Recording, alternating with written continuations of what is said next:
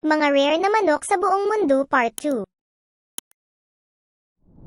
Vorwerk chicken. Ang manok na Vorwerk ay kilala bilang isang dual-purpose na lahi. Ang balat nito ay slate gray. Ang katawan ay nagtatampok ng napakarilag na balahibo at ang likas na katangian ng manok ay medyo maganda. Ang mga manok ng Vorwerk ay tiyak na hindi isang mahiyain na lahi. Mahilig silang makipagsabayan sa lahat ng nangyayari sa kanilang paligid. Nagmula sa Germany, ang lahi ay binuo ng isang lalaki na nagngangalang Oscar Vorwerk na gusto ng isang lahi ng manok na mahusay sa kasiyahan ng lahat. Nais niyang lumikha ng lahi na magaling mangitlog. May magandang kalidad ng karne at magandang tingnan. Marami sa mga katangian ng lahi ay katulad ng sa Lakenvelder. Ang ilang mga Vorwerks ay madalas na nalilito sa lahi na ito. Modern game breed. Isa pa sa mga bihirang lahi ng manok ay ang modern game variety. Ang lahi na ito ay kadalasang pinananatili bilang ornamental o showbirds ngayon. Madalas silang tinutukoy bilang mga supermodel ng mga runway sa mga palabas sa manok. Ito ay dahil sa kanilang tuwid na tindig at mahabang binti.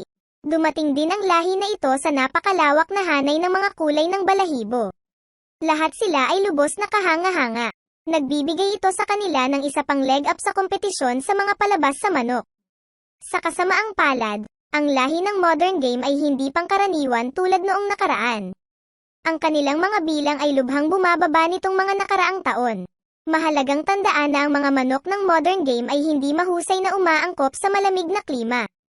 Tiyak na sila ay isang mainit-init na panahon na manok.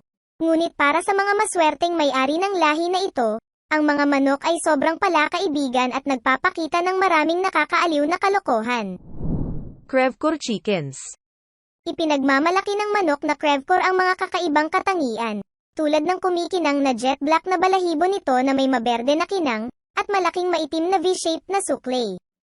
Bagamat umiiral ang puti, asol, at splash variety, hindi gaanong sikat ang mga ito sa US.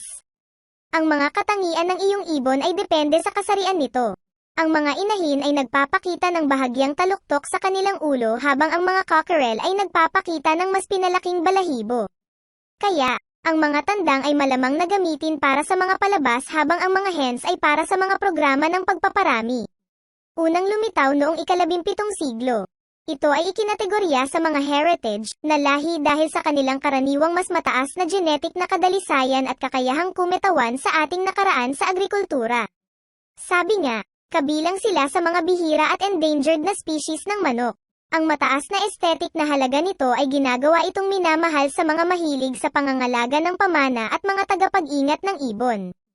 Ngunit, ang manok na Crevecoeur ay maaari ding maging perpekto para sa mas baguhan at baguhan na mga bihirang tagapag-alaga ng manok. Hindi lamang ang mga ito ay napakarilag na mga ibon. Ngunit ang kanilang kalikasan ay palakaibigan at maaliwalas na ginagawang madali silang paamuin at alagaan.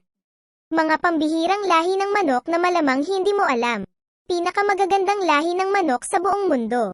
Mayroong 12-dosenang iba pang mga bihirang lahi ng manok upang tuklasin na parehong kaakit-akit at kaibig-ibig sa at ng kanilang mga sarili.